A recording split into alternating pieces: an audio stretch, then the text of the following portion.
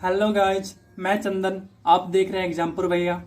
आज आपके लिए लेकर आया हूँ सिंप्लीफिकेशन। आप लोगों का बहुत ज़्यादा डिमांड था तो मैं सिंप्लीफिकेशन लेकर आया हूँ और बहुत ही जल्द आपके लिए चक्रवृद्धि ब्याज का वीडियो लेकर आने वाला हूँ। तो आप लोग बने रहिए हमारे साथ। चलिए सेशन को स्टार्ट करते हैं और आपसे बस एक रिक्वेस्ट रहेगा कि आप हमें सपोर्ट करिए। कॉपी पेन और किताब सामने लेकर बैठिएगा। तो चलिए स्टार्ट करते हैं आज की क्लास को। पहला क्वेश्चन, अब देख लीजिए, ये संख्या है, इसमें माइनस करना है, कौन सी संख्या आना है ये आपको आंसर ये निकालना है। और बराबर में 34 34 दे रखा है। तो देखिए इसको हम स्मार्ट तरीके से करेंगे, टाइम बचाना है। तो देखिए हमें तो चाहिए इसको इधर देना है, ठीक है। इधर जैसे देंगे हमको पॉजिटिव बनाएंगे तो वो पॉजिटिव बन गया। उसके बाद इसको इधर माइनस करना पड़ेगा। तो माइनस करिएगा तो देखिए 9 में से 4 माइनस करिएगा तो लास्ट में क्या आना चाहिए? लास्ट में आना चाहिए 5। आप ऑप्शन में देखिए, ऑप्शन में लास्ट में 5 किसके साथ है? तो एकमात्र ऑप्शन है डी।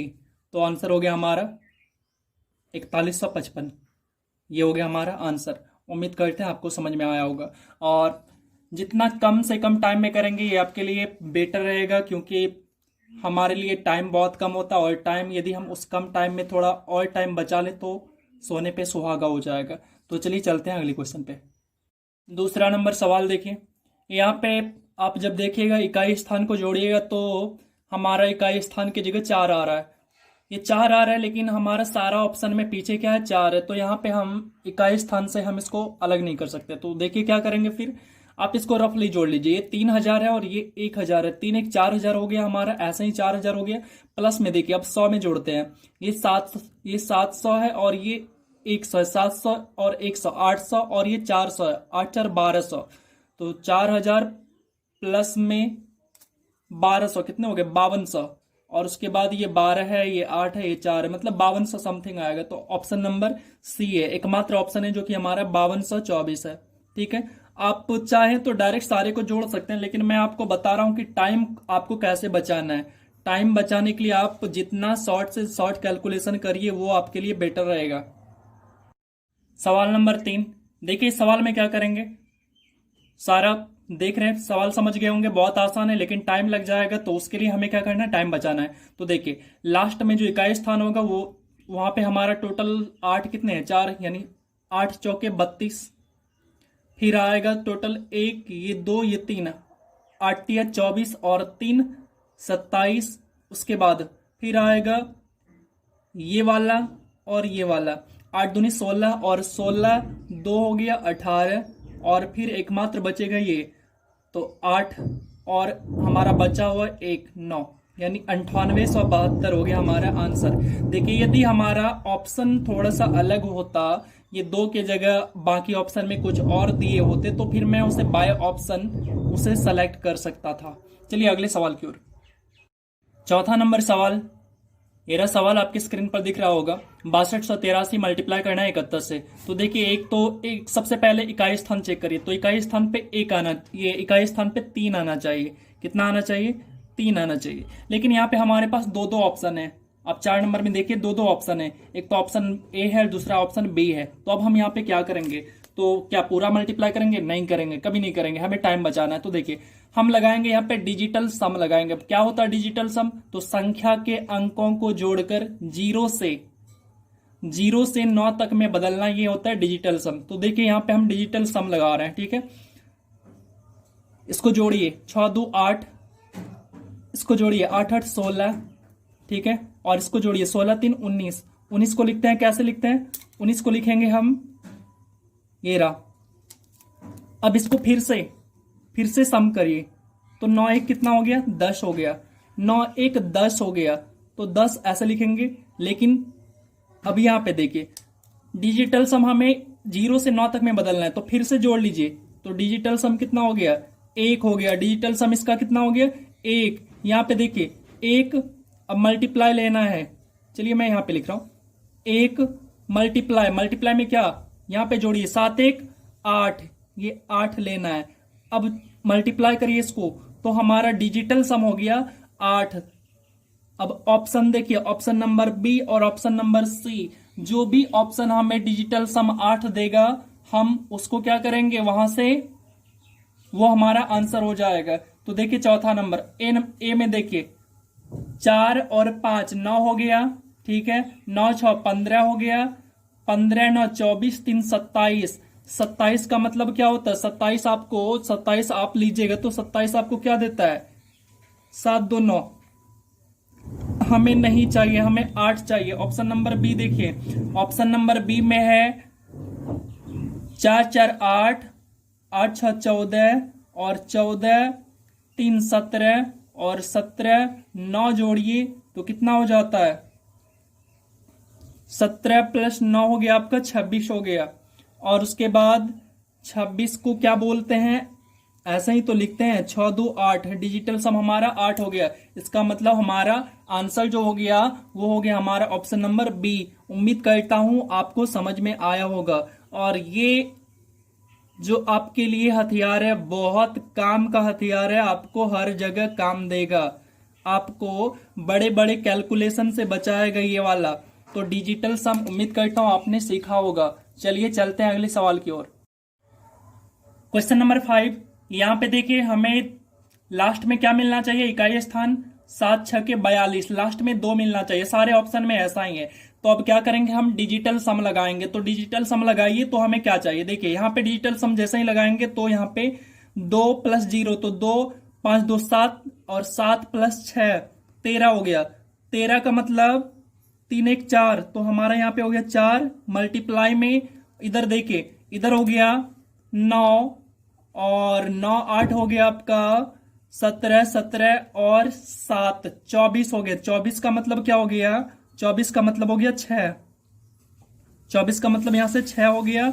तो अब इसको मल्टीप्लाई करिए आपस में तो 6 चौके 24, तो 24 का मतलब यहाँ पे हमको क्या मिला, 4 2 6, यानी डिजिटल सम ओवरऑल हमें 6 मिलना चाहिए। तो देखिए ऑप्शन हमें कौन सा डिजिटल सम 6 दे रहा है, तो पहला ऑप्शन देखिएगा, तो पहला ऑप्शन में हमें दे रहा है, आप देखिए ऐसे ही जोड़ के, तो 9 1 10, 9 1 10, 10 3 13, 13 6 13 6 19 और 19 6 कितने हो गए आपके 22 और 22 9 हो गए 31, 31 का मतलब होता है 4।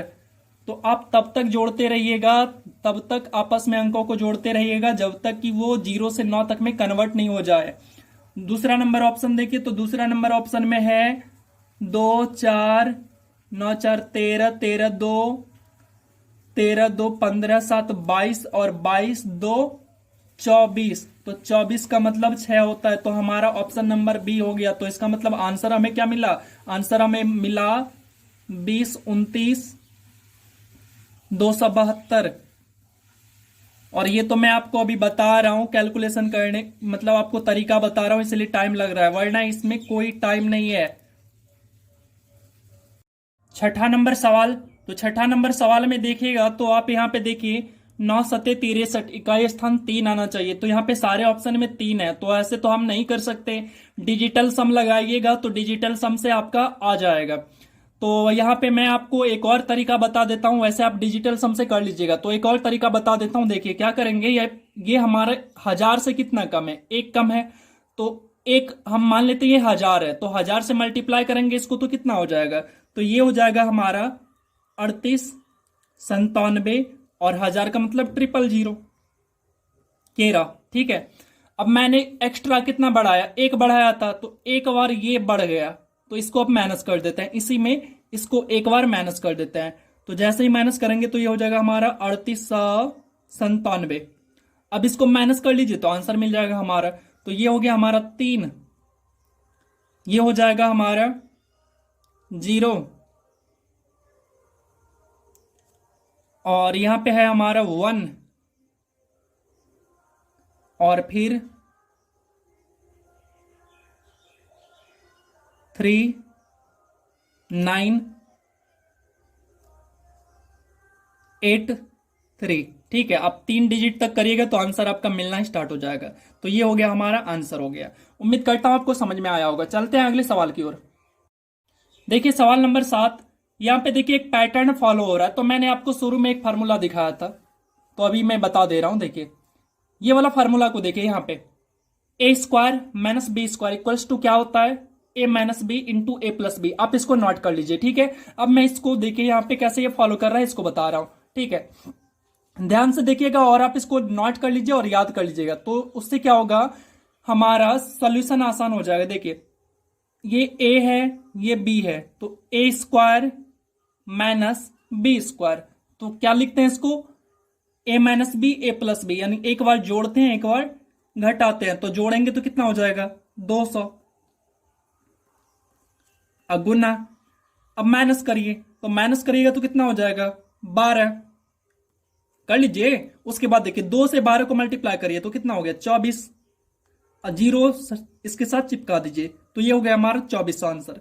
देखिए कितना आसान है कैलकुलेशन, समझ गए। चलते हैं अगले सवाल की ओर।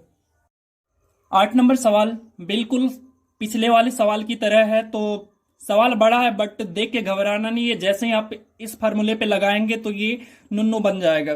तो देखिए ए स्क्वायर माइनस बी स्क्वायर, यानी एक बार जोड़ना है और एक बार घटाना है, तो घटाएंगे तो कितना हो जाएगा 999 माइनस 998, तो 1 हो गया, और जोड़ेंगे तो कितना हो जाएगा, तो देखिए 9 8 17, तो इसका मतलब आप जोड़िए इसको, तो ये कितना हो जाएगा, ये हो जाएगा आपका 1997 हो जाएगा, और मल्टीप्लाई में 1। अरे कौन सा बड़ा काम है, 1 से गुना करना, हो गया आंसर। चलिए अगले सवाल की ओर।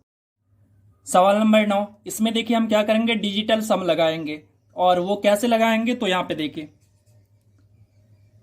2 1 3 और 10 हो गए हैं, और यहां से भी 10 हो गए, 10 का मतलब 1 हो गया, 1 गुना 1, तो ये ओवरऑल कितना हो गया 1 हो गया, इधर से 1 हो गया प्लस, अब इधर से देखिए 8 1 9 9 3 12, 12 का मतलब क्या हो गया 3, कैसे, तो आप समझ गए 2 1 3 वो जुड़ जाएगा आपस में, तो ये 3 हो गया, और गुना इधर भी 3 हो गया, 3 3 9, 9 का मतलब 9 हो गया।